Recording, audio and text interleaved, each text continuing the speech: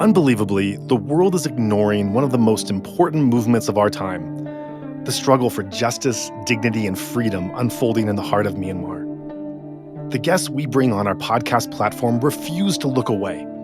Instead, they dive deep into the stories that matter, of resilience and resistance, of ordinary people standing up against extraordinary odds. While the headlines may move on, we seek out voices and perspectives that are all too often overlooked. And so we believe that Insight Myanmar is more than just a podcast. It's a platform that seeks truth, connection, and solidarity. And we're glad to have you with us.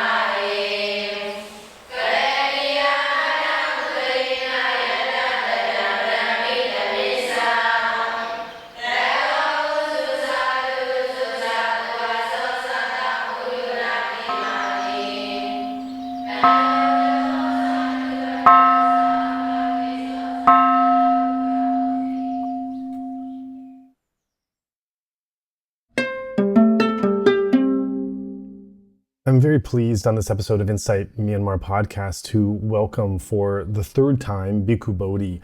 The previous two episodes that the Venerable Bhikkhu Bodhi has been so gracious to join have been some of our most listened to episodes out of the hundreds that we've produced and have resulted in much conversation, much dialogue after the episode release, as well as in some cases full translations of those episodes into Burmese and other languages. I would like to give a brief background to Bhikkhu Bodhi before welcoming his voice on this discussion. For those who are not familiar with his works, Bhikkhu Bodhi is an American Buddhist monk. He's president of the Buddhist Association of the United States and the founder and chair of Buddhist Global Relief, which I should mention has been quite generous in supporting monastics and displaced populations across Myanmar. Bhikkhu Bodhi is the former editor and president of the Buddhist Publication Society in Kandy, Sri Lanka, and his extensive translations of the Pāḷi Canon have informed Dharma practice in the English-speaking world for decades.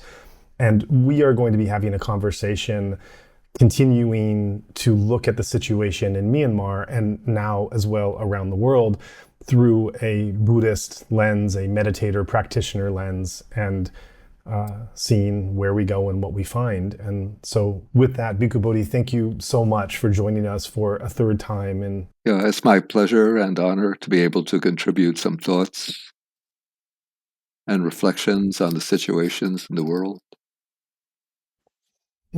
So I think a good place to start as we're looking at the events in the world, the Buddhist response to how one might engage or if one engages, I think is to look at this concept of engaged Buddhism. And one of the prominent figures who has been an engaged Buddhist and has promoted this concept of engaged Buddhism throughout his life was your very good friend who sadly passed away a couple of weeks ago. This is Alan Senake, who is also a guest on this podcast. We very much encourage listeners to go back and hear that interview. It's tremendous.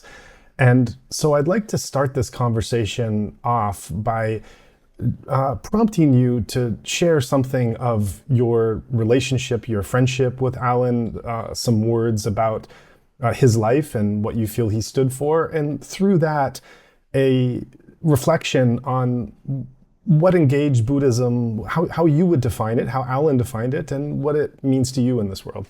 Okay, well, I first met Alan rather late in his sort of career as an engaged Buddhist in 2008. Yeah, I think it was in January 2008. And I remember he came to visit me here at Zhuangyan Monastery where I live, and he came along with a Burmese monk. I don't remember the name of that monk, but this was just in the sort of aftermath of that period when the Buddhist monks in Myanmar had marched through the streets of, I think it was Yangon, as a kind of monastic protest against the military junta that was in charge at that time. I think it used a different name than the current junta uses. Was it Slork? I think it was Slork. Right. Yeah. And the slork changed to the Yeah, SBDC. I lose track of all of the initials that they use. Okay. We all do. Yeah. Anyway, so that was the first meeting that I had with Alan because he was living, of course, in Berkeley, California. I'm in upstate New York. But I think he came to visit one of the Zen centers in Westchester County, or it could be that he came to visit some relatives living in this area. But then he would come to visit me repeatedly because his daughter and then later his son were going to Wesleyan University, which is in Connecticut, perhaps about an hour from Zhuangyan Monastery where I live. So when he would come to visit his children at their university, he would stop off at Zhuangyan Monastery for a day or so to visit me. And this way we developed a kind of Dharma friendship which revolved around our commitment to an engaged form of Buddhism. And I remember we also participated together in a symposium that stretched over a few days, about 4 days, organized by the American Zen teacher, Bernie Glassman. And this took place in someplace in Massachusetts, close to the place where Bernie had his Zen community. And so Alan gave a talk which helped to shed a light on my understanding of engaged Buddhism. He distinguished two types or two expressions of engaged Buddhism. I don't remember the specific terms that he used to characterize those two types, but one type he said is engaged Buddhism in the form of, let's say, charitable activities or humanitarian expression of engaged Buddhism. And that would take the form of various charities, when Buddhists do work in prisons, when they work as chaplains, when they provide advice and guidance to the dying, and so forth. So that would be humanitarian or philanthropic engaged Buddhism. And the second mode of engaged Buddhism is what I would call transformative engaged Buddhism. And that is engaged Buddhism, or maybe we could call it even critical engaged Buddhism. So that is Buddhism looking at systems of domination, oppression, exploitation, and seeking to analyze them, understand them, and taking action to change them and transform them. And so when Alan set up that dichotomy of the two expressions of engaged Buddhism, I came to understand in an interesting way that both of us were at one angle, from one point of view, we were both engaged with philanthropic engaged Buddhism, because that was just about a year and a half, 2 years after I established Buddhist Global Relief, which has the mission of providing assistance to communities, poor communities struggling with chronic hunger, poverty, and malnutrition. And Alan had set up another parallel organization, which was called the Clear View Project, in which he was providing assistance through education, other types of charitable donations to people in Myanmar and in India, the what they call the Ambedkarite Buddhists in India. But Alan was very, very active in a way that during this period, he would be going to Myanmar and going to India to meet with these communities, and he would participate, or he would actually set up discussion groups, little seminars, in which he would try to help them to understand the practical application of Buddhism, of the Dharma, to the developing more wholesome social systems. In Myanmar, he would bring together Buddhists and Muslims, because during that period there was a lot of tension between them because of the inflammatory rhetoric that was coming out of monks like Aishin Viratu and others who were denigrating and disparaging the Muslims. And so Alan would try to bring together communities, groups of young Buddhists, young Muslims, to speak together and to try to understand each other in the hope of establishing greater understanding in the society at large between Buddhists and Muslims. And in India, he would work very closely with the Buddhists that was centered around a place called Nagaloka in the city of Nagpur. And he would give them guidance and help them to understand the Dharma and to see how the Dharma applies to their situation as Buddhists coming out from the Dalit community, formerly the outcasts of India, who were looked down upon and who were disparaged, exploited, and even treated cruelly by the caste Hindus. And so he would help them to understand the socially relevant principles of the Buddha's teaching and to see how that can be applied to their own, to help them to develop a stronger sense of self-respect and self-value in the face of the disparagement and denigration coming from the caste Hindus. So these are some of the ways in which I interacted with Alan through the years.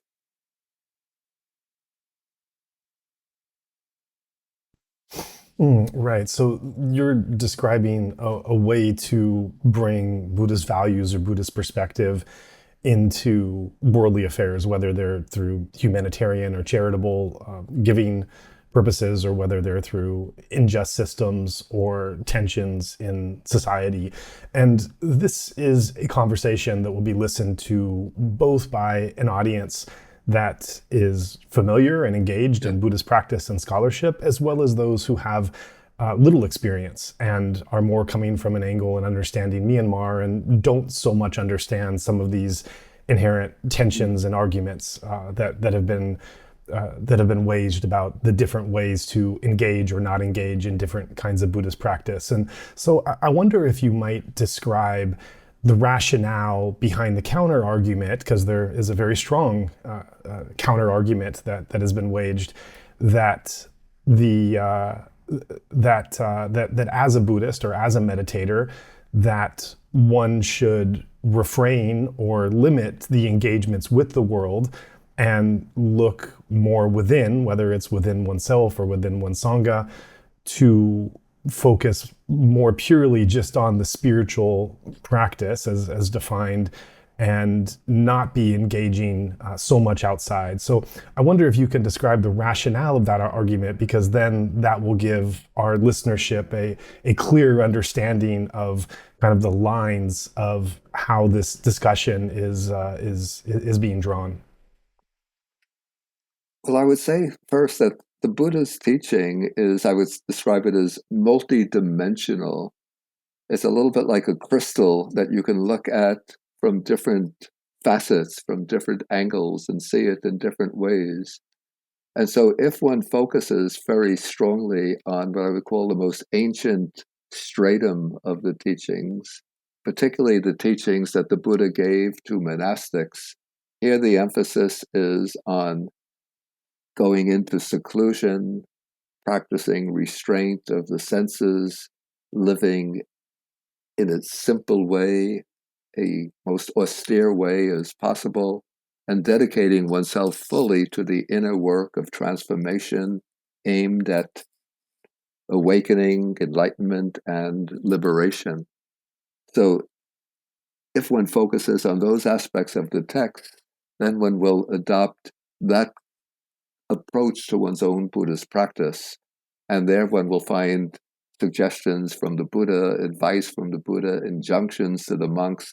Don't get involved with the world. If you get involved with the world, you're just getting more and more entangled in samsara. You should become repelled by all conditioned things and aim to be free from them, to be liberated from them.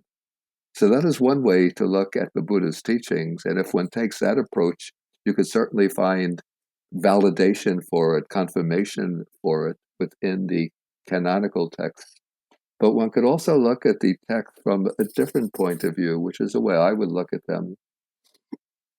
And that is to see the Buddha's motivation in teaching the Dhamma was an expression of compassion.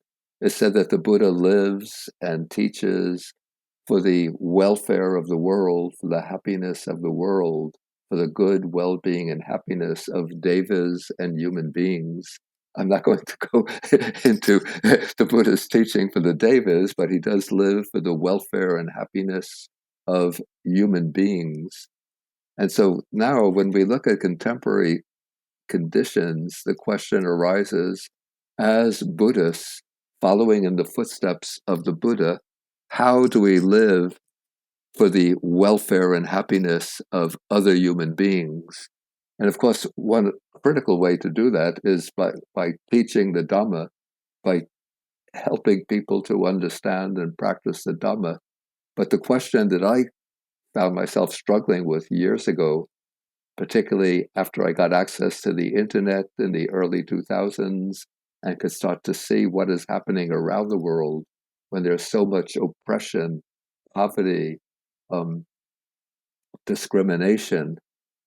The question that I struggled with, is it sufficient when acting under the motivation of compassion simply to try to help people in the world by teaching them the Dhamma, or other things, sort of more direct lines of action that we can take? And part of as I was reflecting on that question, the Buddhist magazine called Buddha Dharma asked me to write one of their editorial essays. And in that essay, I said that one of the things that struck me about the way in which Buddhism was being adopted and implemented by Buddhists here in the United States is taking it very much in a rather narrow and exclusive meditative way, thinking that the essence of Buddhist practice is simply meditation, and that your practice, even your ethical practice, is simply observing the precepts.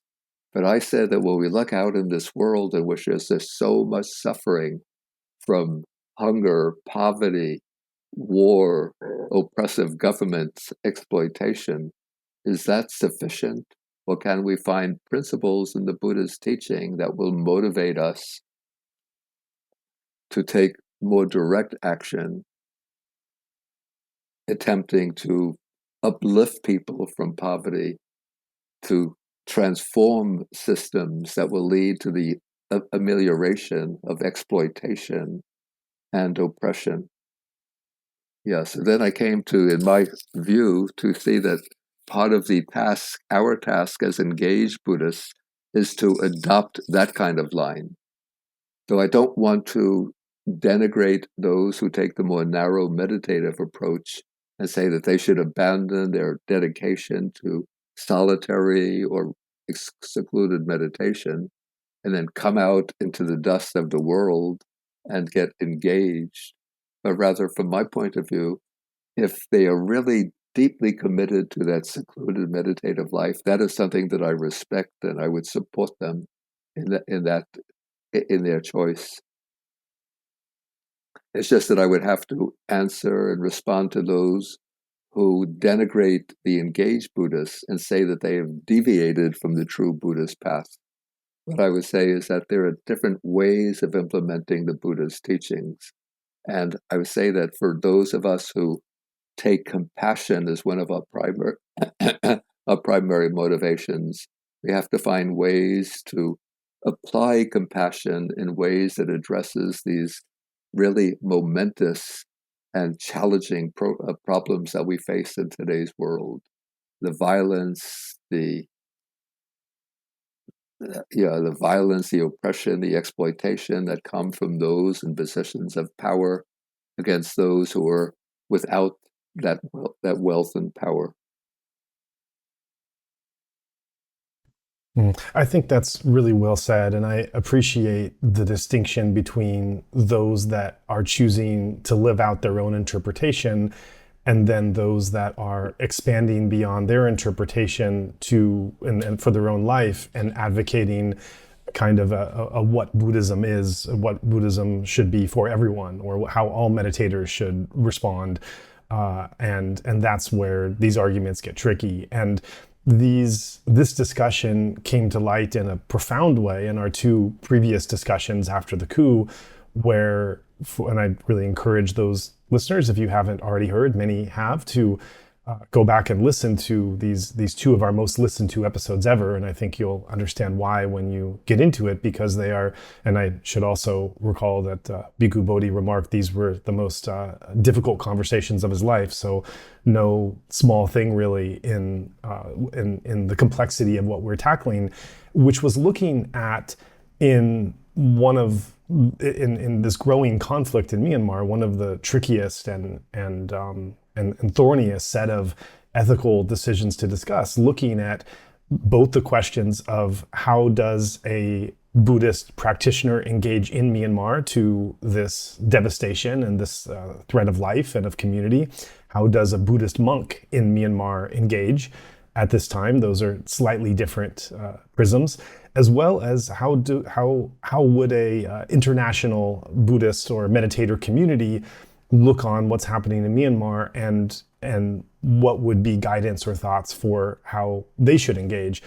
We had extensive conversations at that time about these very tricky ethical issues, and we'll return to that topic a little later in the conversation, not to rehash and go over the same cycles of conversation we had then, but to look again at the ongoing conflict and to revisit some of those discussions and look at it in a new way. But because we spent so much time on that topic of Myanmar already before we return to it, I think it would be relevant now to look at our country, your country, my country, America, and what is going on there, what's currently happening, and your recent article, Bhikkhu Bodhi, and look at the topic of engagement in a very tense time in the United States.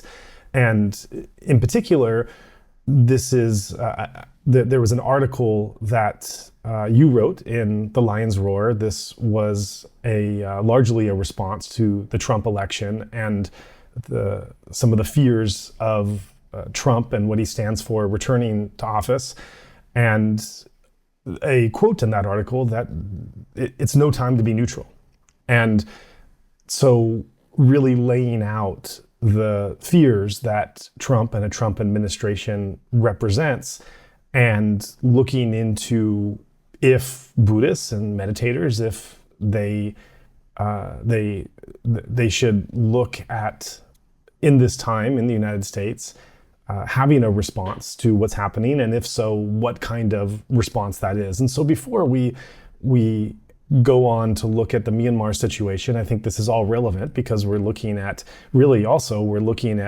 these questions of civil liberties, human rights, democracy, of this question of tyranny versus freedom, that to different degrees, I think we can find parallels to, even if they're different levels of extreme, we can find parallels in the extreme case of what's happening in Myanmar and some of the emergence of some concerns that's starting to happen in the United States. So there's a through line that we can identify in having this conversation about the state of the world, the dust of the world, and where Buddhist practice and engaged Buddhism might fit into that. So before we go back to look at Myanmar, if we could take a moment to look at what's happening in the United States, and if you might be able to articulate your fear of and concerns of what a Trump administration might represent, your reason for saying it's no time to be neutral, and your thoughts on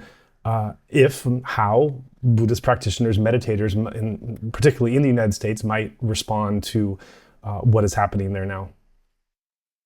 Okay, first, I should say, as a Buddhist monk, I don't support particular candidates in an election. I don't endorse candidates, and I don't like to make comments about candidates from a personal point of view, focusing on the personality of that candidate, or that candidate as an individual person.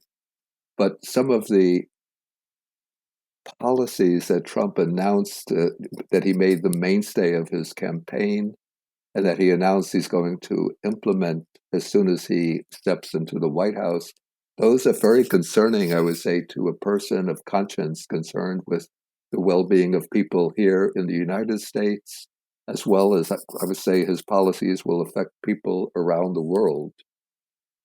In fact, some of the policies can affect the entire biosphere of this planet. So he said that as soon as he steps into the White House, he's going to begin the largest mass deportation campaign of illegal immigrants in American history. And there are millions of people living in the United States who are undocumented immigrants, primarily from Central America, from Mexico, maybe from Haiti, some from Venezuela, South America. And they usually work at low income jobs, and in a way they are sort of the unrecognized, unacknowledged foundation of the American economy, because they do so much work in construction, gardening, restaurants, street cleaning, and so forth. And they've been living here, many of them, for years and decades. They have families here. They've brought up their children here.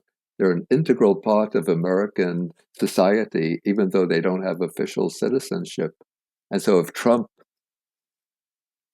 launches this deportation campaign, it's going to bring terrible suffering and misery and family separation for millions of people, of these undocumented immigrants.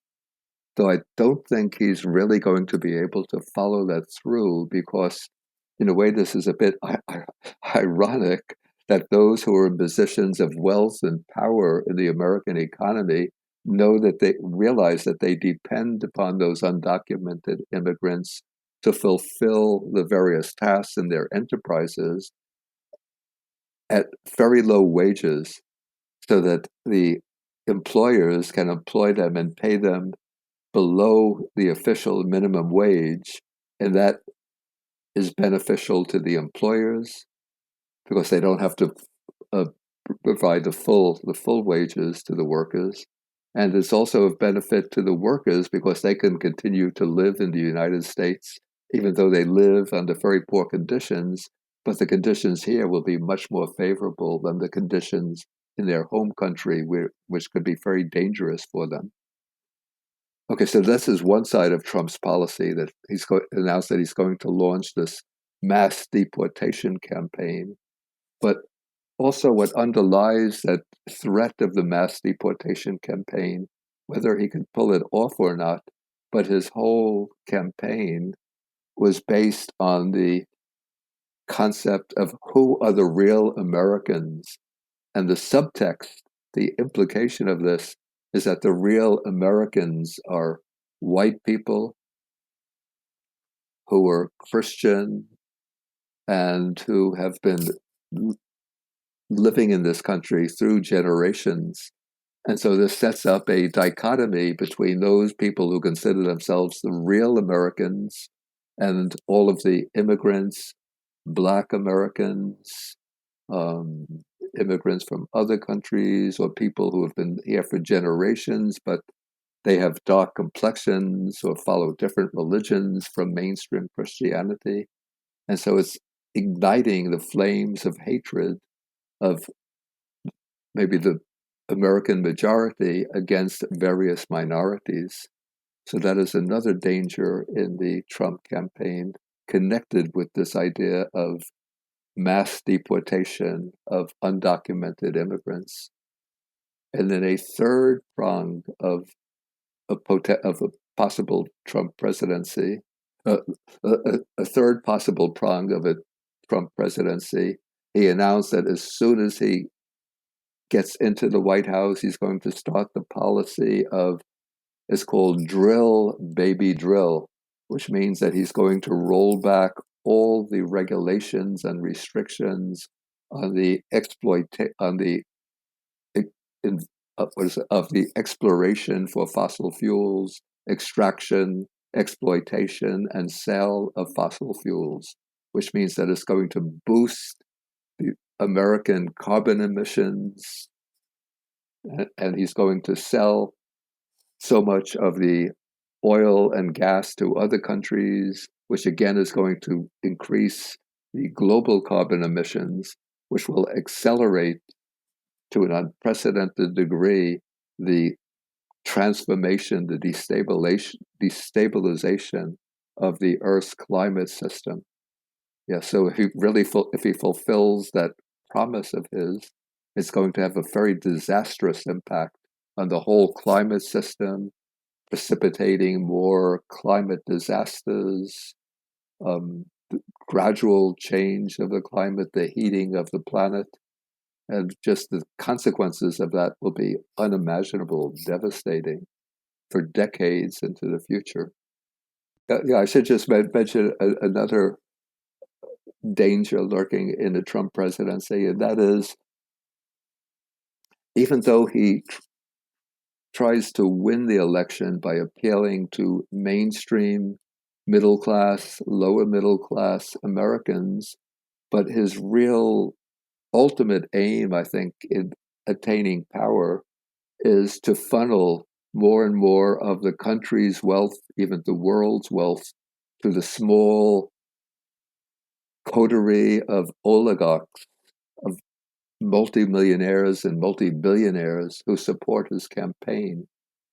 And so he exploits people's resentments, fears, anxieties, hatreds against minorities, exploits that for his own advantage, whereas the aim of his administration will be to adopt policies, particularly on taxation, that will channel more and more of the nation's wealth into the pocketbooks, the bank accounts of his own supporters. He did that in his first presidency, and the danger is that he's going to do that to a still higher degree with the second Trump presidency, so that he'll be widening the gulf, the gap between the small group of extremely wealthy people and the great masses of the people, perhaps more than 50% of Americans who are living just paycheck to paycheck, and who are finding it challenging to pay medical bills, to put food on the table, to provide an education for their children, and so on. Right. And so this articulates 4 points. There are many more. You've chosen Yeah. 4 main ones that are particular concerns of yours, of the harm that his policies could represent to large populations and communities. That's the first part of the argument in the article you put forth. The second part being, again, the line, it's no time to be neutral. And this is, again, pulling into this earlier discussion of engaged Buddhism and looking at this dynamic between the way to bring Buddhist principles into the world for the benefit of others, and these 2 different ways that you've mentioned, and the counter argument to that of that Buddhist practice is one of seclusion and turning away and letting the world be the world. And your article is very much arguing on the first side of this. And so pulling back to those arguments, those discussions from the first part of our conversation on the rationale and reason for Buddhist engagement. What can you share with our audience what you put forth in that article that called upon those reading it, which presumably are people Buddhist practice or meditators, that you called for them to look at or to be involved or be concerned at this time? I think it was November 6th was the election, and Lion's Roar, which is an online Buddhist journal, had written to a number of Buddhist leaders and teachers, asking them to offer their reflections on the election. And so I sat down, and they sent the request to me as well. So I sat down to write my reflections. And if I remember, I said that there are 4 stages that we should go through. The first is simply to observe our reaction, our shock to the election results itself, because I think the election was very much, at the time when we were coming to the election, it was very much a toss-up between the 2 candidates, but many of us were not particularly supportive of Kamala Harris, but we certainly didn't want Trump to return to the presidency. And so the first stage is simply to deal with the shock of the election results, just to sort of settle back, let our bodies adapt to the results, observe what's going on in our minds, our feelings, and sort of run through that process of having to accept the fact that now we're going to deal with another 4 years of a Trump presidency. If he lives that long, we don't know that he's going. It seems that his health is not particularly good, so we don't know that he'll fulfill the 4 years of his presidency. And his vice president is J.D. Vance, who could turn out to be really just as bad as Trump or even worse if he becomes the president. But okay, the first step here is to deal with the shock of the results and to sort of absorb them into one's own system. And then the second step that I lay down, again, is part of an inner cultivation, and that is to let one's mind, one's thoughts reach out and extend to all of those different groups who are going to be negatively impacted once Trump enters the White House.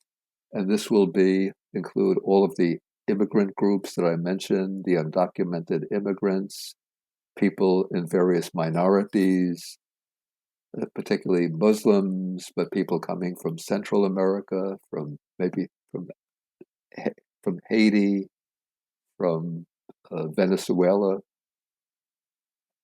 and then also especially people in let me get all the initials right, LBGT plus community, particularly trans people, because Trump made one of the mainstays of his campaign attacks on transgender people.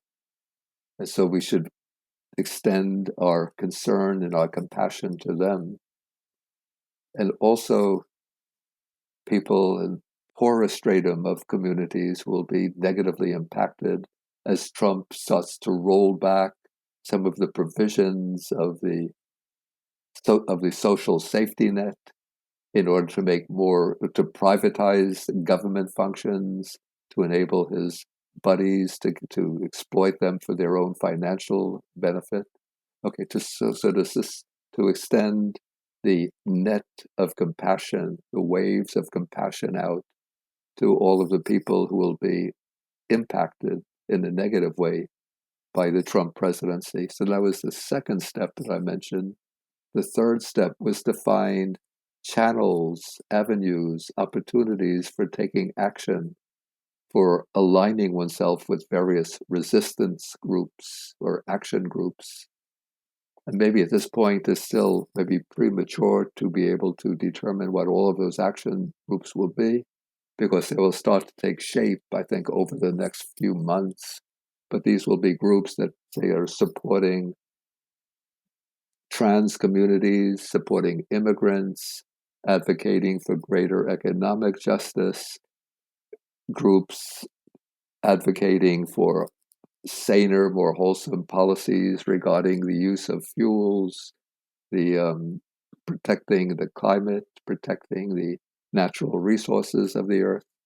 So I've said that people should start to find what kind of programs of action resonate with their own inclinations, their own preferences, their own calling of the heart, and then find opportunities to take action in collaboration with other people from other faith communities without any faith, secular organizations that are dedicated to fulfilling the mandate of justice in these various domains of action. So that was the third thing that I mentioned in the article. And the fourth was that it's not enough just to take action, but we also have to try to understand the dynamics that underlie the systems of exploitation, oppression, and injustice. Because when somebody like Trump gets elected to the position, the most powerful position in the world, there's forces and systems that underlie the success of his campaign, these forces that are supporting his policies, that are providing him with policy proposals.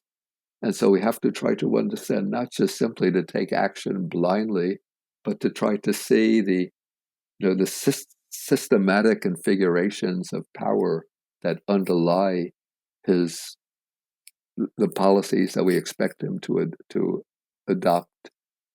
And so it's not enough just to take immediate action, but we have to understand these power dynamics and find ways that we can advocate at a much more fundamental level for transformations in those power systems to ensure that we get in the future a more benign, more just administration.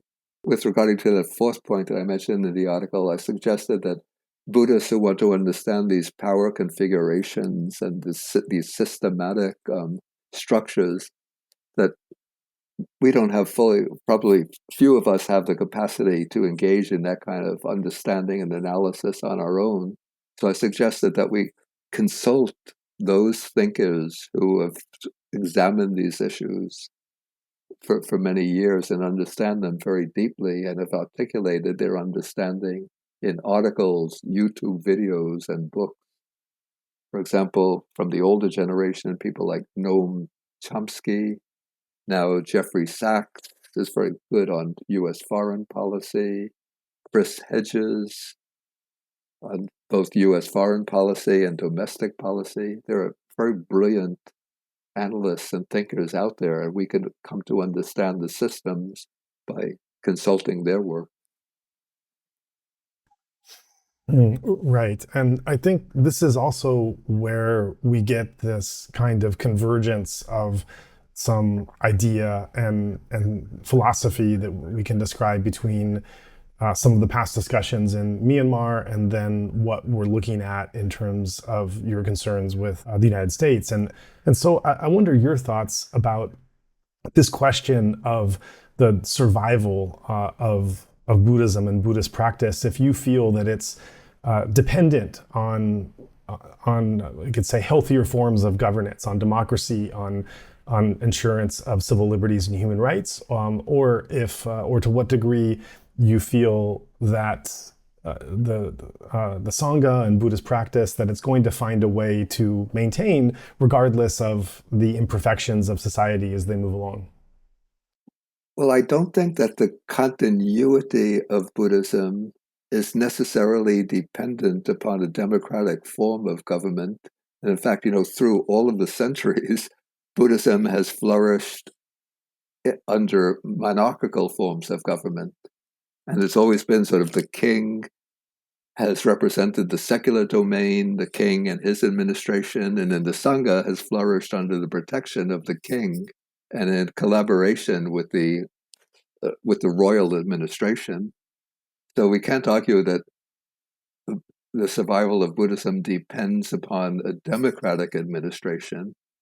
But I would say that for Buddhism to flourish in a healthy way today, under today's conditions, it will face a lot of difficulties if it finds itself under an autocratic and oppressive type of government, such as one finds in Myanmar. And I think one of the main problems is that, you see, there's always been a very close connection between the Sangha, the monastic community, and the general population. And if the government is administering the country in a way that it is beneficial for the general population, no matter what the form of that government is, whether it's a monarchy or a democratically elected government, or even perhaps an autocracy, but if it's administering the country in a way that is beneficial to the population, then I think Buddhism can flourish under those conditions.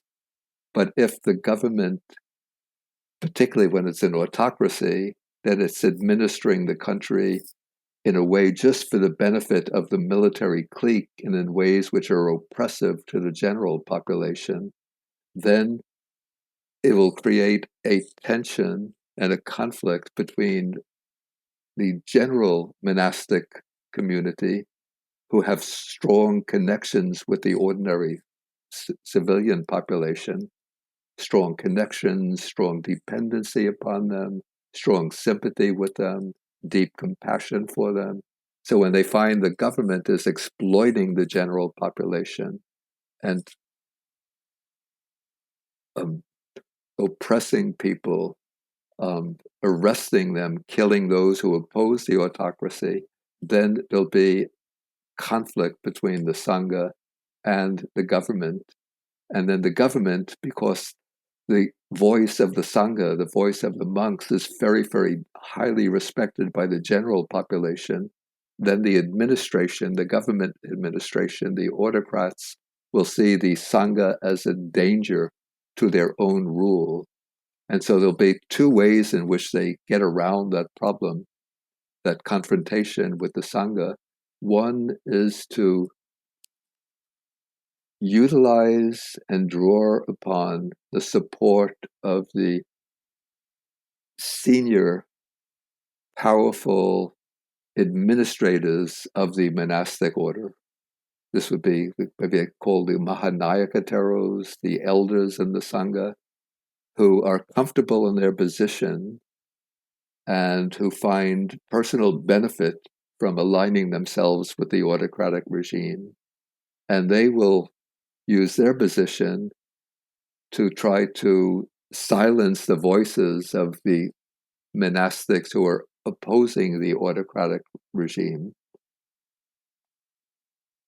And there'll be a kind of almost a symbiotic relationship developing between the autocrats. This would be like the military junta and the monastic leaders. And the monastic leaders they each benefit from the other. The autocrats give their support to the monastic leaders, and the monastic leaders endorse the autocrats. In that way, a kind of parasitical, symbiotic relationship develops between the autocrats and the Sangha leaders. And then the Sangha leaders will try to suppress the voices of the lower level monastics who are rising up in opposition to the oppressive and exploitative government administration. And then to solidify their hold on power, the government will have to attack, imprison, silence in various ways, even execute the lower level monastic leaders who have risen up in opposition to the autocratic government. And this will, from one angle, you could say Buddhism is still continuing because the Buddhist monasteries are still functioning, and there'll be monasteries dedicated maybe to more focused scholarly study of the text or meditation practice. And they can continue to operate despite the oppression coming from the administration. but large numbers of monastics and lay people will find that conditions in the country have become intolerable because of the oppression and exploitation from the government. And this will, again, it will bring this conflict between the two. And the Buddhists at this level many of them will have to go into hiding, to move to remote parts of the country, and to join forces to lend their support behind the communities, the lay communities who are standing up in opposition to the government. Yeah, does that make sense? Yeah, that's a incredibly profound answer, and really touches upon, tragically the recent history in several past few decades of Myanmar that you've just articulated, the dictator's playbook, the co-option of religion. It's you've just laid out, exactly what's happening there, and that does give us a segue into looking at some of these Myanmar issues. And the question I want to ask going now is kind of looking at the intersection of some of these Myanmar issues with which the way they're picked up in American and Western Buddhist communities. And specifically, I'm thinking that, Burmese meditation lineages have really gone across the globe. There are millions that practice some of the techniques and traditions, particularly Mahasi and Goenka, among others, and then other forms of mindfulness and meditation that are derived from the work of these great teachers, going back to Lady Sayadaw. So Burmese meditation traditions,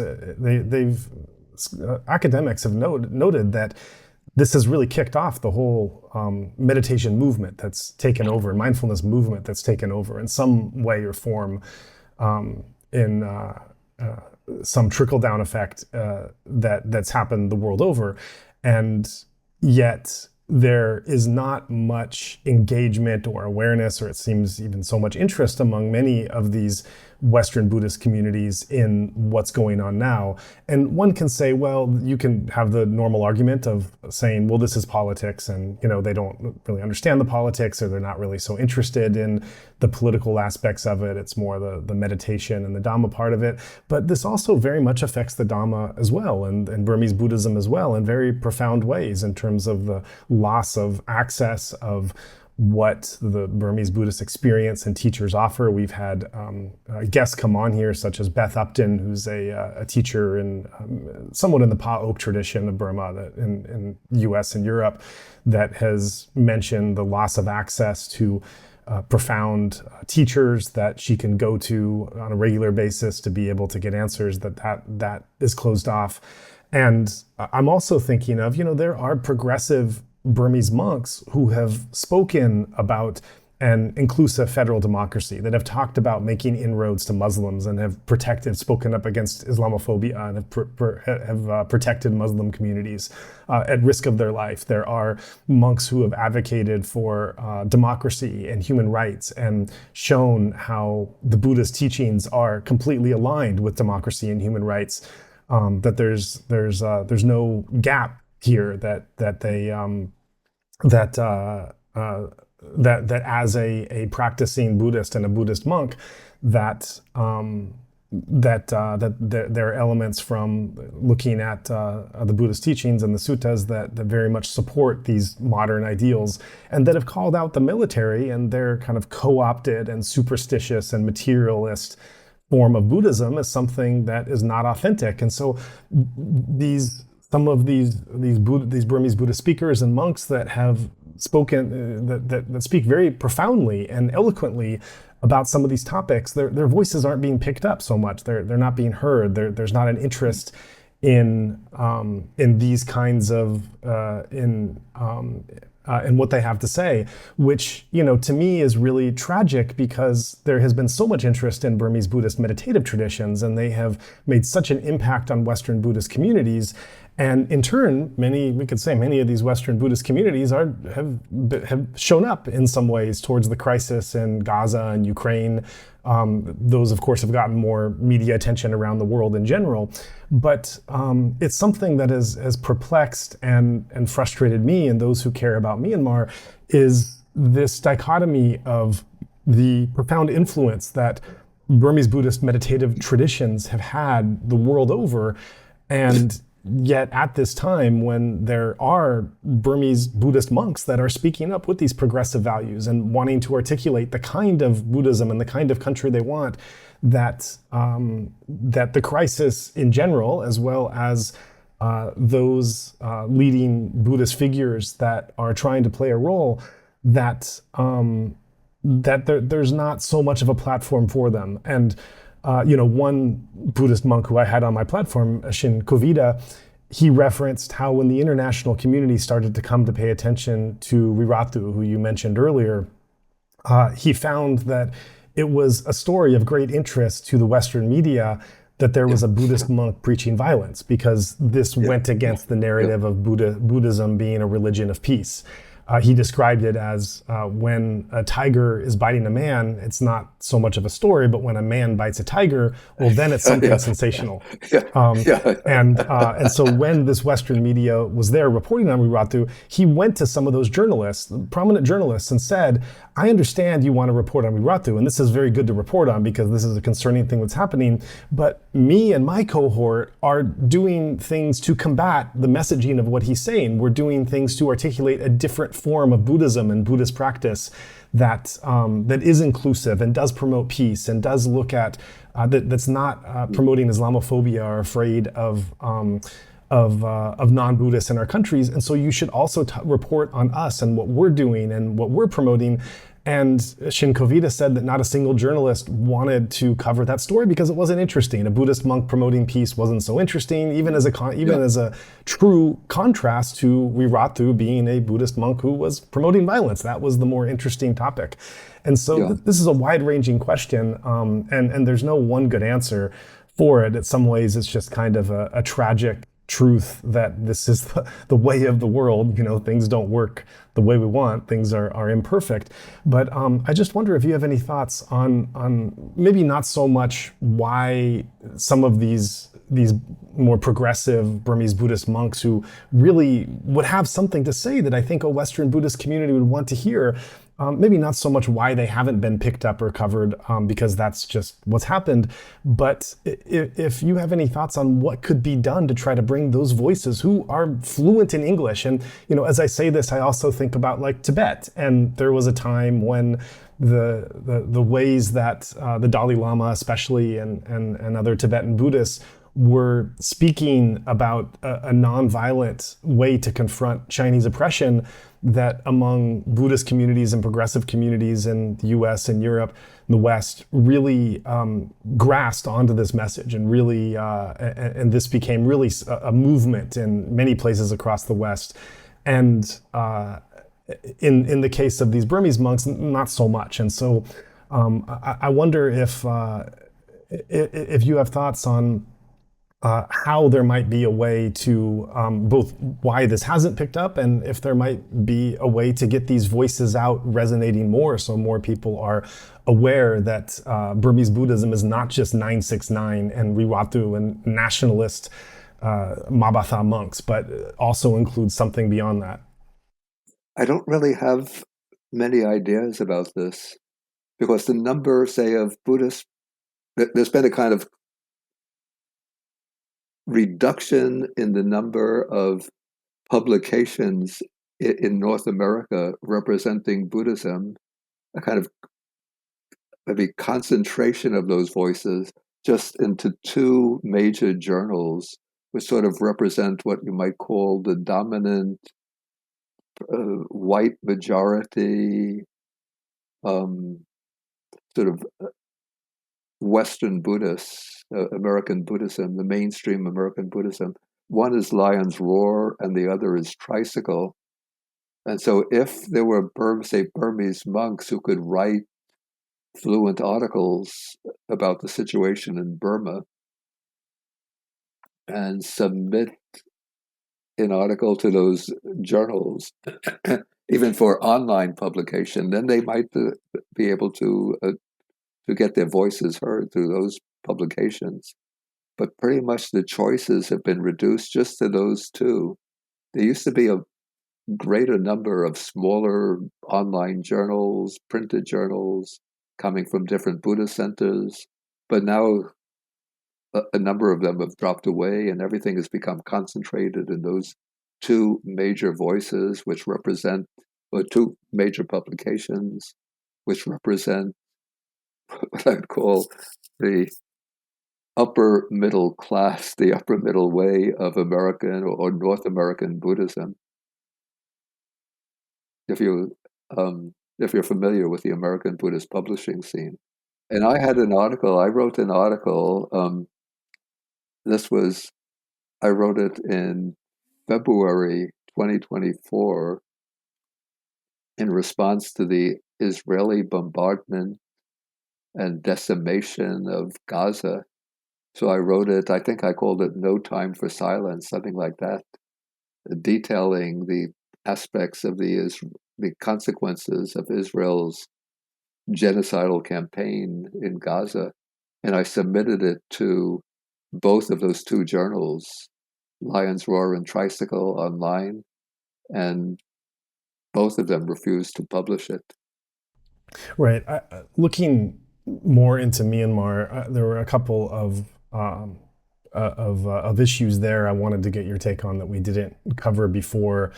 I think one of the things that we're seeing in Myanmar now are different theories put out about Buddhist philosophy and an understanding that are in some ways a bit perplexing, we can say. And there is one monk, the Bawa Sayadaw, who has spoken out against concerns about the democracy movement, you can say, and in particular, he's expressed concern about the understanding of karma. To be more specific, he said, in his view, that the people's anger towards the military for locking up political prisoners is actually misdirected.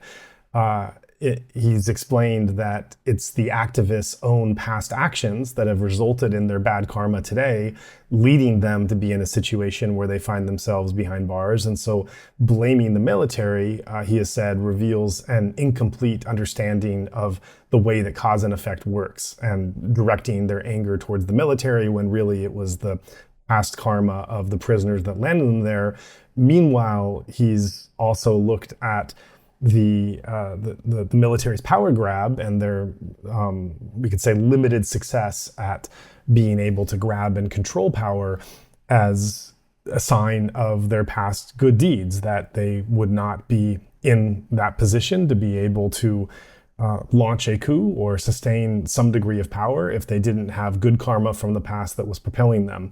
And so, and it's suggested that it's something of an immature understanding of Buddhist principles to have anger towards the military that's locking someone up. It's not properly understanding cause and effect, or anger that they have usurped power because they would only be able to do so if they had the good karma from the past. This, of course, is following in Burmese Buddhist history of kings that were trying to hold power or take over power from another king, and that kind of, if you can do it or if you can maintain it, it's a sign that you have the good past deeds and the good karma to do so. And if you can't, or if you get toppled, then simply you did it. So it becomes something of a self-fulfilling prophecy. But bringing in your understanding of Buddhist, let me say it again, bringing in your understanding of cause and effect and the way that karma works, I wonder if you can respond to this statement. Yeah, it seems to me that that position leads to a rather fatalistic interpretation of karma. In that case, if a person gets sick, there should be no point to go to a doctor, no point to take medicine, because the illness is a result of your karma. So might as well just accept it and not try to take any counteractive action. So I would say that karma is one network of causes and effects that operates in conjunction with, in interrelationship with other networks of cause and effect. So karmic factors can be there, but the karma is not, it's not inevitable that karma will ripen in certain ways. That if one takes one line of action, it can facilitate the ripening of karma. If one takes another course of action, it will obstruct and counteract the ripening of karma. So if one just sits back, say, passively, and allows the military junta to take whatever kind of oppressive actions they want, then one is going to be subject to oppression. The military leaders, the autocrats, will get away with their policies. And so you could say, I'm suffering under their regime because of my bad karma, and they are enjoying all of the perks of their office because of their good karma. And in this way, one is just sort of passively allowing karma to unfold according to its own dynamics. But if, say, one stands up and opposes the military regime, it doesn't mean that one has to do so with anger. Of course, we say that anger is an unwholesome state of mind, but one could do so from a commitment to democracy, to human rights, to protecting the powerless, to advocating for democracy. So one could do so with firm determination and with a commitment to those high moral ideals. And if one stands up and finds ways to take effective action, then one might succeed in bringing about the downfall of the military leaders, the junta leaders. And in that case, you could say that your success in bringing about their downfall is the ripening of your good karma, and their deposition from their position, from their office. You've created the conditions for the ripening of their bad karma. So karma could swing either way depending on the actions that we take right here and now. It's not an inevitable, ineluctable force pressing down from the past. Right. Yeah. Another thing that the Baba Sayadaw has said is he's expressed concern that during the transition period, a better economy in Myanmar led people to be more materialistic, and more opportunities led them to be distracted. All of these things putting them away from Buddhist practice and Buddhist ideals. And so in his mind, there was a concern that development, whether the development was education, opportunities, interaction with the outside world, travel, a better economy, and then whether it was through, being more, these things leading to more materialism, more distraction, more things outside of the simplicity of Buddhist practice, that this would ultimately lead to a decline in Buddhism itself. And there would be less practicing Buddhists, less devotion to Buddhism, because there would be more distractions and materialism and opportunities that would lead one away from, in his words, doing good deeds and the simplicity of living a simple Buddhist life. And so basically he's putting forth the idea that development and modernity of a society becomes somewhat incompatible with having a strong Buddhist country and a strong Sangha of, full of monks and full of supporters for those monks, because people are going to get distracted with other things. As someone as yourself who lives in a very modern, developed society and has seen it develop over time, and certainly, there are some distractions and materialism that come with that. There's a certain truth in the idea that as a country becomes more successful in material terms, there's going to be more appeal of material indulgence and enjoyment. Say, more shopping malls, more material goods will be available, more powerful advertisements provoking people's desires.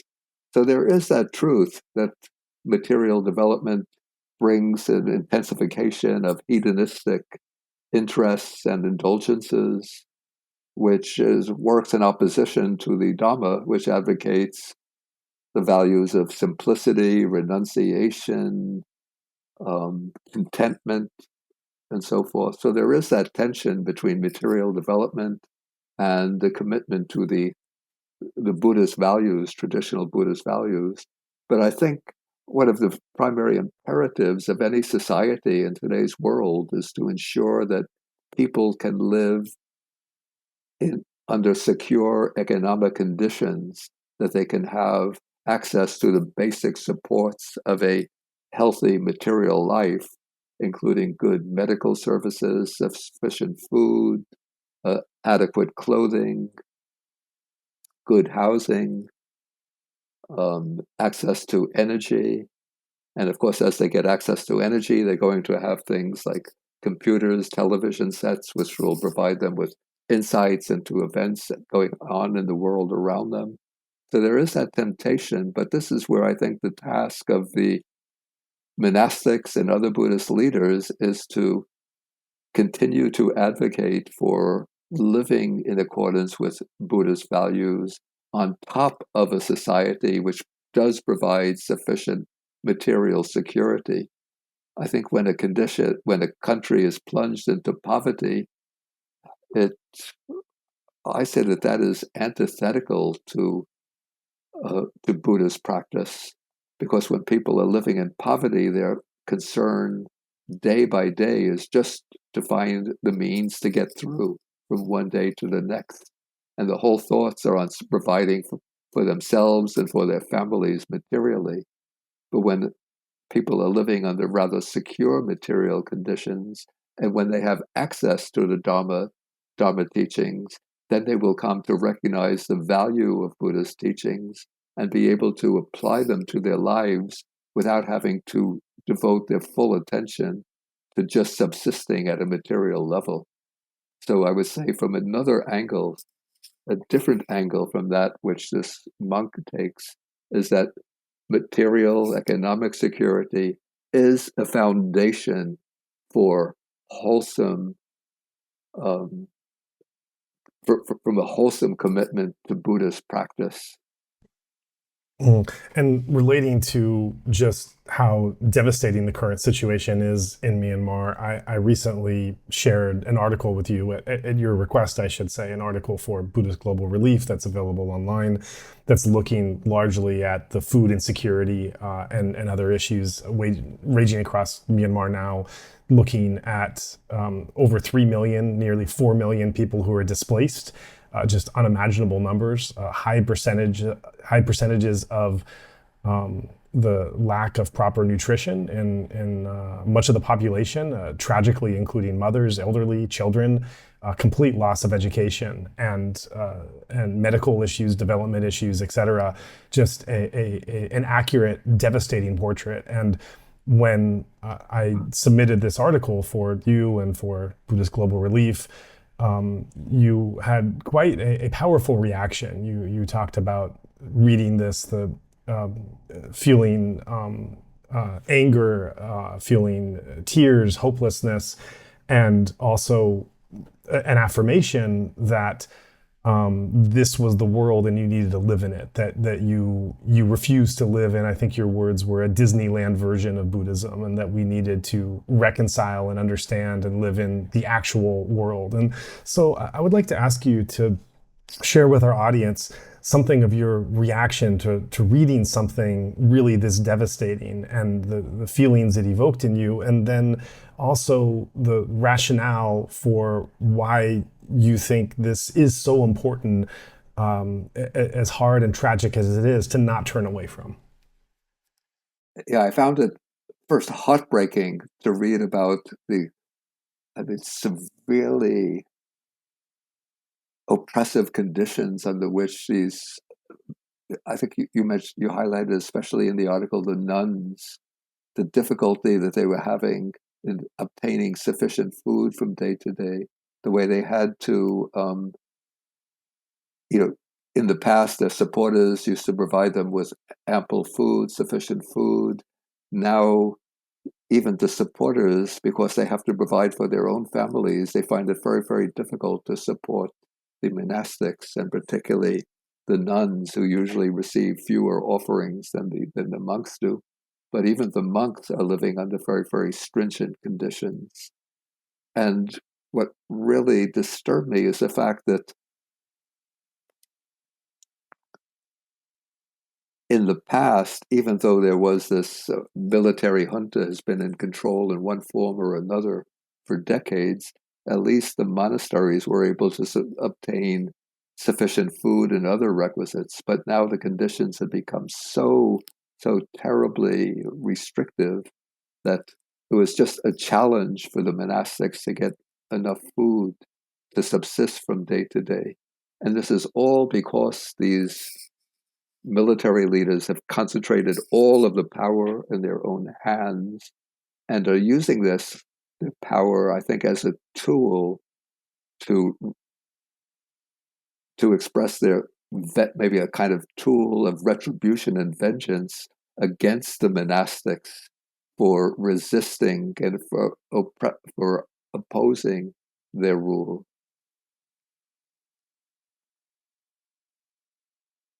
And it leaves us with a kind of feeling of almost of helplessness.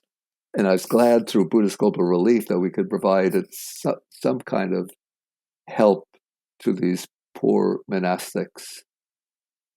But it provides a sense of helplessness when we recognize that the scale of deprivation is just so vast, and the concentration of power in the hands of these leaders, these military leaders,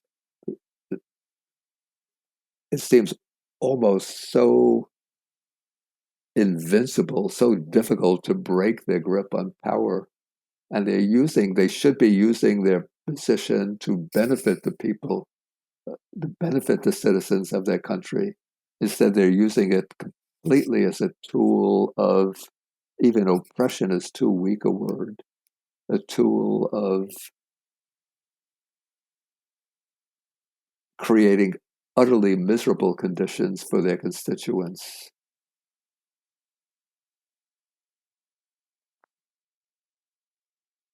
As for what can be done to break the grip on the power, that is something that's beyond my understanding. But I know that there's virtually a civil war has erupted in Myanmar now, where there are so many groups, especially in the outer lying provinces, the other states, who have raised their own armies as forming a kind of armed group which is fighting against the government military. And we can only hope that in time that the government will collapse and that a democratic administration will come into control of Myanmar. It's just so sad that since about 1962, now it's been more than 60 years, that it's always been one military junta after another that's been in control of the country. And what so impressed me about your response was both the vulnerability of feeling the emotions you did and expressing those emotions, that authentically experiencing what that reaction was of the helplessness, the rage, the injustice, and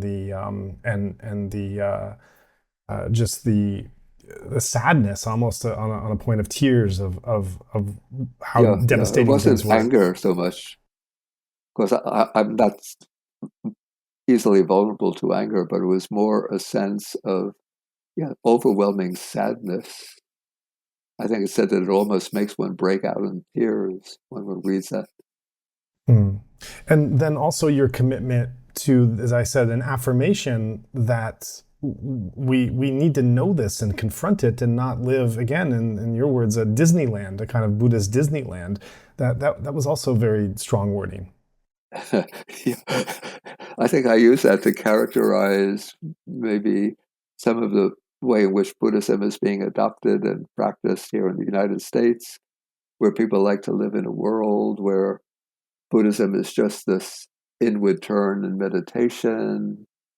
And we have these groups where we sort of celebrate life and celebrate everything in the world and try to see things in a positive way. Yeah, I've been posting quite a bit on Facebook of articles, usually insightful articles analyzing the situation in Gaza and in Palestine, articles about the Israeli assault on Palestine, on the Gazans and Palestinians. And one of my students said to me, "You shouldn't be posting articles like that. You have to make people feel good. People are they're feeling so anxious, worried, insecure. When you post articles like that, you're just making them feel more anxious, more insecure. Try to post articles and links that will cheer them up and make them feel happier." And so for me, that I said that is sort of trying to advocate for establishing a Disneyland version of Buddhism, where everything looks bright and cheerful when you go inside Disneyland. But when you come out into the real world, things are very, very different. And I don't want to create that version of Buddhism. And this actually leads right into my last question. I'd like to leave you with looking at the contours and the shape and the trajectory of Buddhism, especially as it's grown in the West in these many years. I think this is an especially pertinent question for you because the breadth of your life has seen a growth of Buddhism, mindfulness, meditation, all the different forms and definitions of that in really quite a profound and dramatic way as it spread across the West. And as you became involved in Buddhist teachings and you ordained as a monk, you were way ahead of the curve of interest in developing and leaning into this practice. And then as you developed in your scholarship and your time as a Buddhist monk, this interest really increased quite dramatically. And so you have been, on one hand, you've been a witness to this really dramatic growth. On the other hand, you are also you've played not a small part in being a Buddhist authority and someone that many people look up to and seek guidance from and seek inspiration from on all kinds of levels, from scholarship to ethical questions to meditation to engaged Buddhism, as we've been talking, so many things. And so I have two questions on this point. One is looking at the question of how you, in these many years and decades that you've seen an interest in Buddhism spread in Western countries, what your thoughts are on how that spread has taken place, and then looking at yourself and your own role and what kind of legacy we can say you might hope that your influence and presence have had, how you hope that maybe you have left this world and this community differently than how you found it, especially in the understanding of Dhamma. And I ask this sensitively, knowing your modesty and your humility in what your role has been, and that in answering the care that this humility will take in guiding your answer, but I still ask it as someone who has had such great respect and reverence for the role you've played, and I think I ask it on behalf of so many in the Buddhist and meditator community who has such gratitude for you and really sees your role and your presence as creating something of a legacy that has shaped many lives and will continue to in these Buddhist communities. It's a very big question, and I don't really know very much about what kind of legacy I'm going to leave, and I never even thought about leaving a particular legacy. But maybe I could just speak a little bit about my own trajectory as a Buddhist monk, and maybe that will shed some light in response to your question.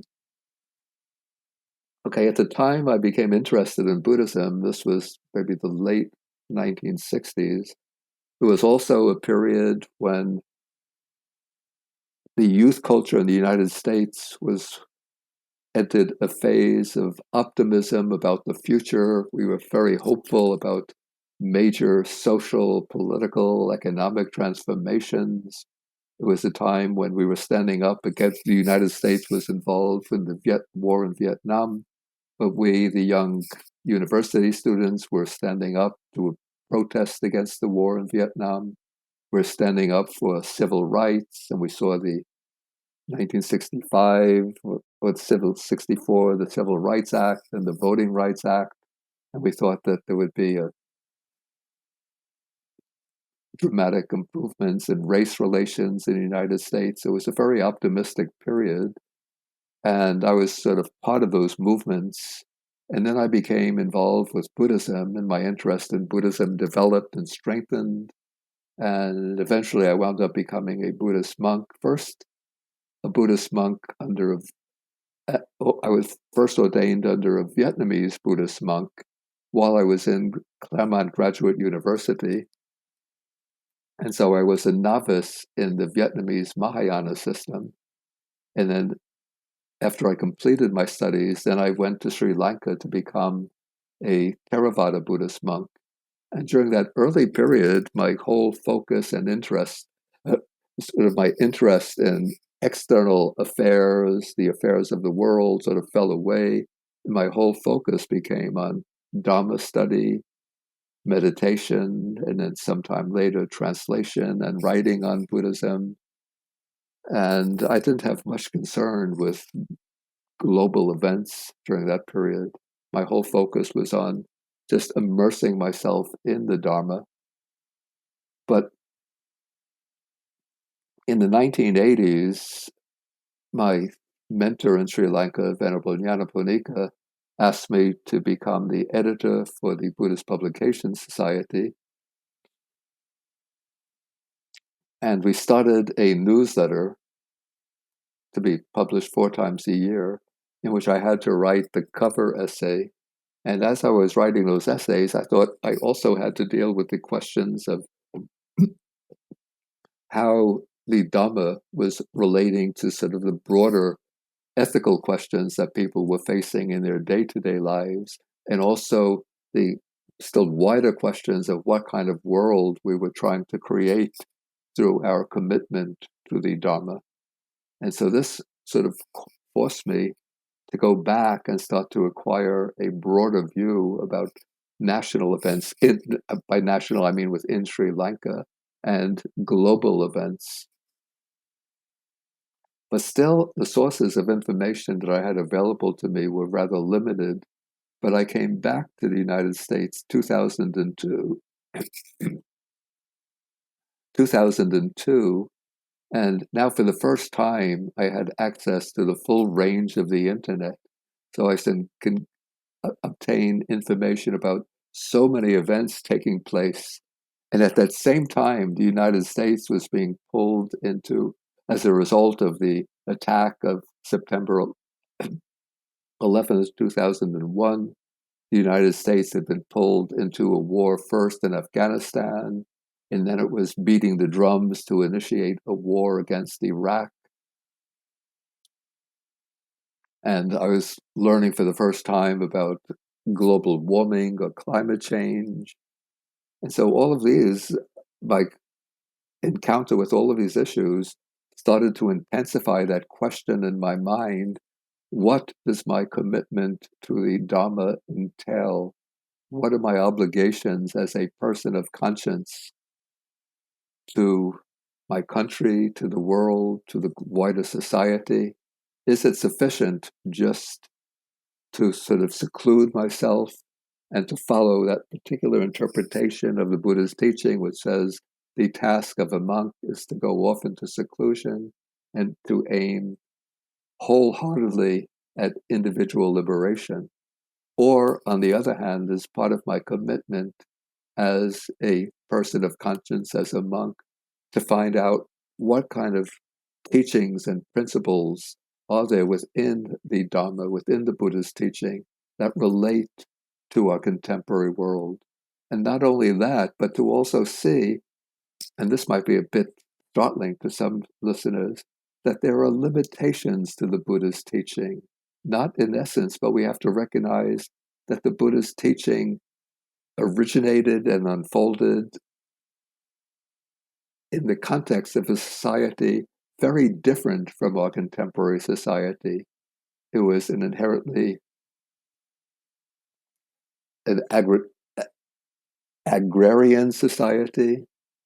So the Buddha taught in urban environments, but it was a much simpler society in which spiritual values were more widely cherished, in which since it was largely the main states in which the Buddha taught were monarchies, in which control of the country was in the hands of the king, in which ordinary people had very little responsibility for the state of their societies. And so I saw that in present day society, it's not sufficient just to adhere to a very fundamentalist interpretation of Buddha's teachings, but whether we have to look into the teachings and find what are the critical principles that we could draw out and extend and interpret in ways that will give them this wider application to our own societies and to our own world. And so here I would take principles like, for example, maybe something like we have 6 principles of harmony and respect that the Buddha teaches for the monastics to perform bodily acts of loving kindness towards one's fellow monastics, verbal acts of loving kindness, mental acts of loving kindness. So those are 3 principles. Then we have sharing things together with one's fellow monastics. We have observing the precepts in common with one's monastics, and holding to the view, having harmony with respect to the right view of the Buddha's teaching. So we take those 6 principles that the Buddha originally taught as applicable to the monastic order, and so we consider how can they apply to our own world today. And so I would say we have to have loving kindness in our bodily actions, in our speech, and in our thoughts. Those are 3 foundational principles. Then sharing things together entails that we have to advocate for economic justice to see that we can adopt and promote policies that will ensure that people have ready access to the fundamentals of the material existence, that people have sufficient housing, food, clean water, clean air, enough wealth to be able to enjoy some of the amenities of life, to have access to good education and other material needs. Okay, so that would be an extension of the principle of sharing things together, observing the precepts together. So we can't expect everybody in society to make the same commitment to the Buddhist principles in their full extent. But what we can do is to find ways to advocate at least the first 4 of the principles, the first 4 precepts, that is non-killing, to find ways to stand up against militarism, and in this country, the United States, the widespread of weapons, especially guns, gun ownership and the use of guns, and to stand up against stealing, which will also involve opposition to corporate exploitation of their workers, financial exploitation of vulnerable people, sexual misconduct, to advocate for more wholesome sexual relations. And I think as Buddhists, we have to take a very, very flexible view now of contemporary sexual relations in protecting gay, lesbian, and transgender people, transsexual people, and not condemning them as violating the principle of sexual misconduct, as long as they are in committed relationships in which they take responsibility for each other. We should regard them as acceptable, those relationships. And then the commitment to truth has very, very powerful ramifications in today's world, because so many sources of so many media disseminate misinformation and disinformation, and we're constantly bombarded by falsehoods by from the people in positions of power intended to inflame passions and positions that will enable them to strengthen their hold on power. Okay, now I can return to the way I was originally dealing with the question, which was I came to see that it's necessary to adopt um, adaptations of the Buddhist teachings, drawing upon the fundamental principles, but interpreting them, applying them, and advocating for them in ways that deal very realistically and in a very even heads-on way with the challenges and problems and injustices that we're facing and transgressions, ethical transgressions that we're facing in today's world. So as I sort of struggled with that issue at first, then I came to feel sort of an inner calling to adopt that more flexible, contemporary way of applying the Dharma, of adopting the Dharma. And one outcome of that was in 2006, I felt the need to establish a Buddhist relief organization.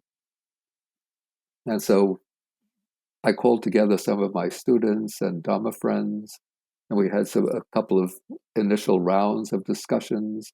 And then we wound up founding Buddhist Global Relief. And originally, we were going to address all of the problems that are facing people today, from natural disasters, political oppression, economic exploitation.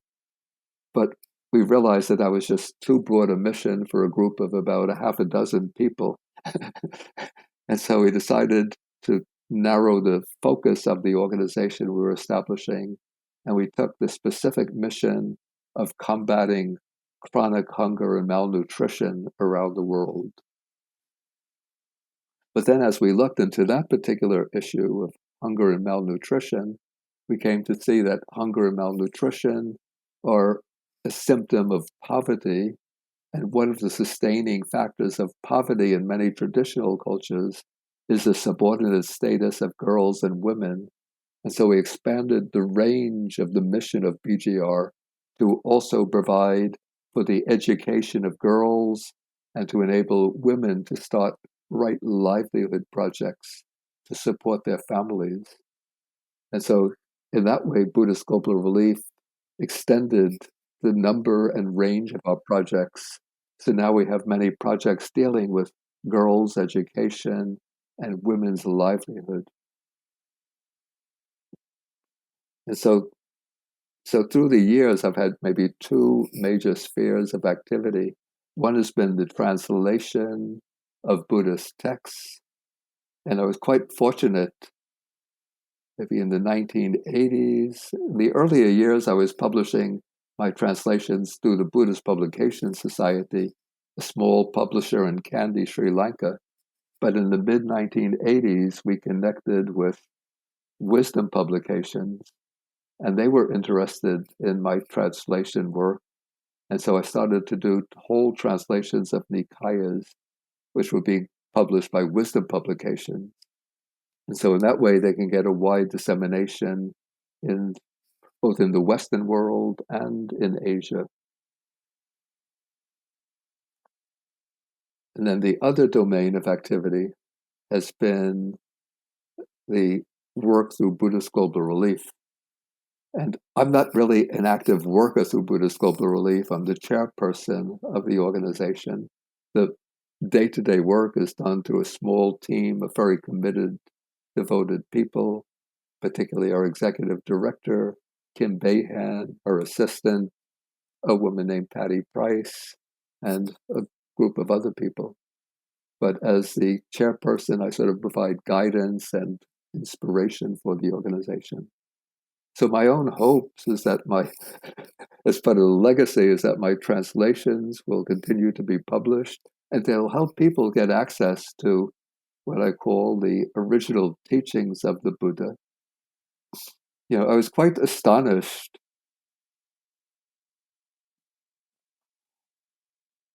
You see, when I became involved with Buddhism, I felt that my initial task is to learn the teachings of the Buddha. So when I went to Sri Lanka, I read first the existing English translations of the Nikayas and some of the Abhidhamma texts that had been translated into English. And then I learned Pāli well enough that I was able to read them in Pāli. And so I thought that almost anybody getting involved with Theravada Buddhism, their first task would be to learn the teachings of the Buddha as a parallel, going in parallel with their meditation practice. When I came back to the US, what I learned is that so many people had little idea about the Buddha's actual teachings, and their whole understanding of Buddhism was coming from what they were learning from their own meditation teachers.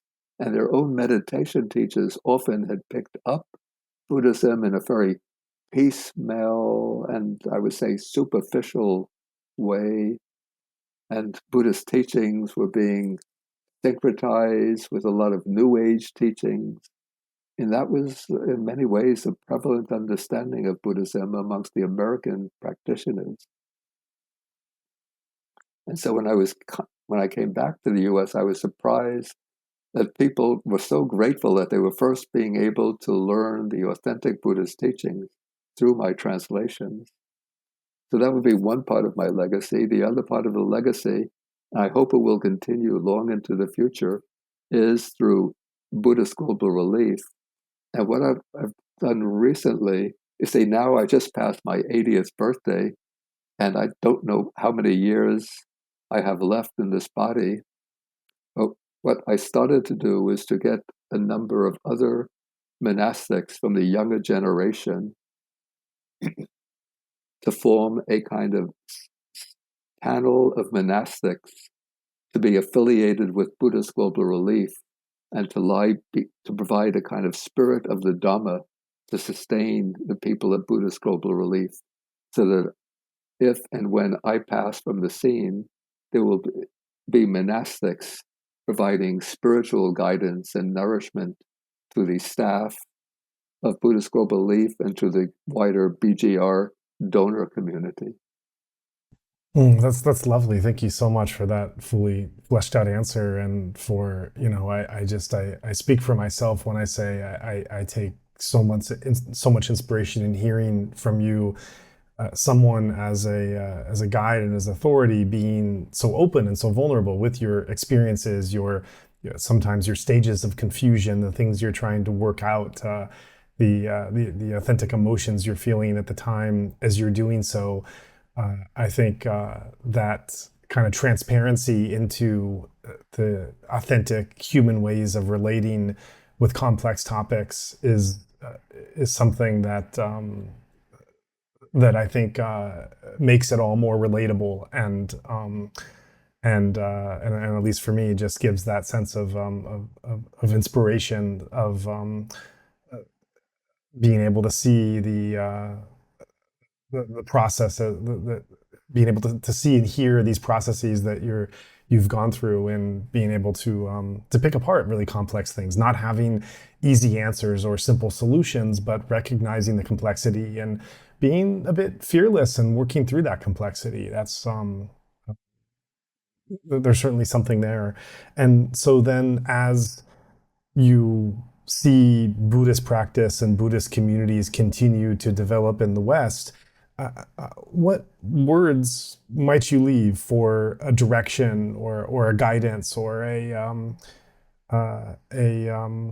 certain North Star of direction that you might like to leave for where it can continue to go, continue to develop, continue to evolve, that you would like to encourage?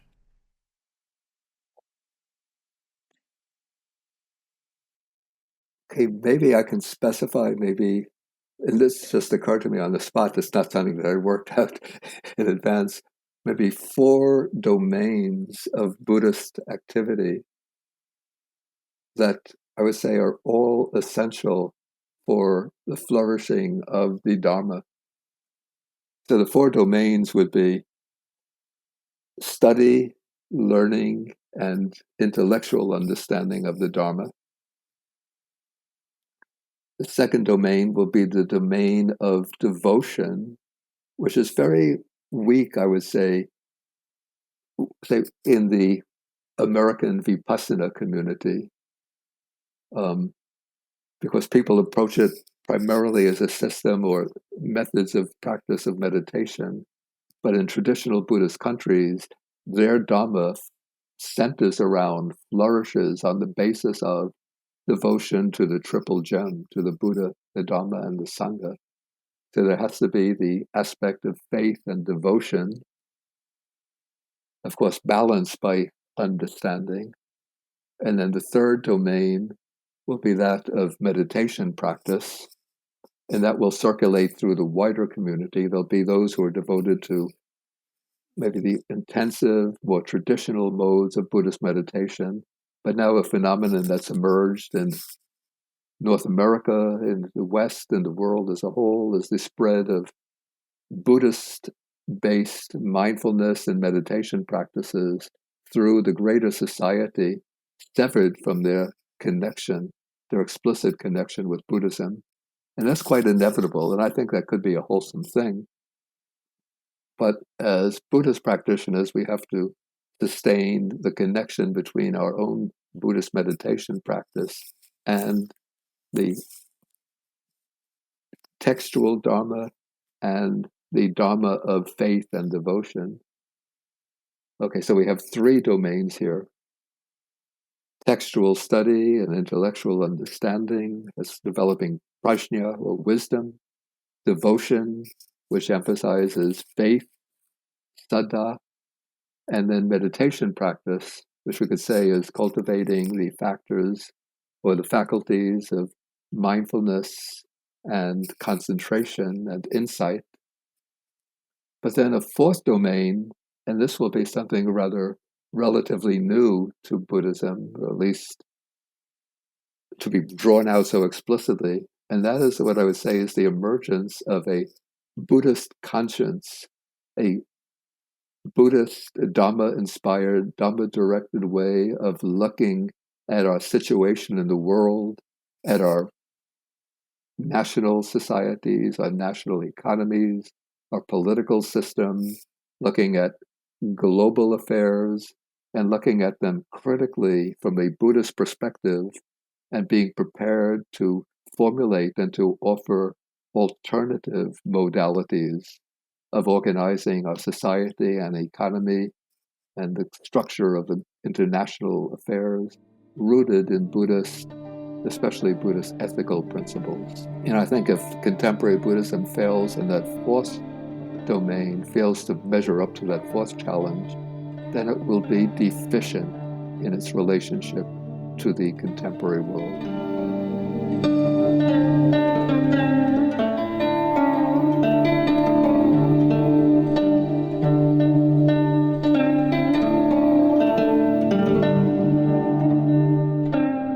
Thank you for joining us for this meaningful conversation. At Insight Myanmar Podcast, we aim to create a space that embodies the quality of generosity, or dana, as it is known in Pāli, the language of the Buddha. Dana refers to the practice of giving freely with a heart of compassion. On our side, we offer these podcast conversations without any barrier or paywall, modeling our work on the Buddhist principle that compassionate giving benefits both the giver and the one who receives the gift. But while these conversations are, and will continue to be, offered freely, there are nonetheless costs associated with the production.